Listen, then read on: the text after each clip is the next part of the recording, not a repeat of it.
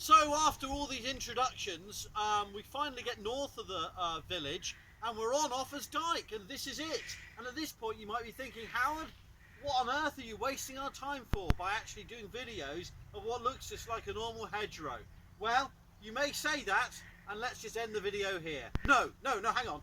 No, let's actually talk about what we've got here. We actually have, if you look at the height of me, I'm 5'9" and 3/4, and I like to think that's really tall.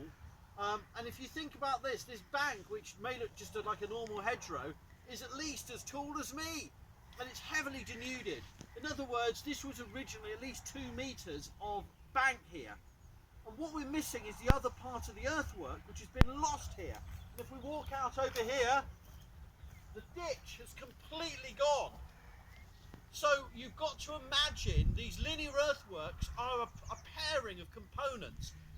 The bank was important. It may have been surmounted by a palisade or a turf bank or wall on top.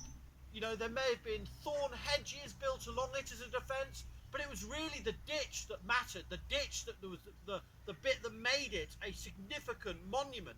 And this, where it's recently been excavated by Clwyd Powys Archaeological Trust at Chirk, was a massive 2.5 metres deep, and then it goes vertical at the bottom, forming an ankle breaker of huge proportions, like a Roman military ditch, so that it would have been a significant barrier in the landscape, stopping people and animals from traversing it, and certainly stopping people traversing unseen.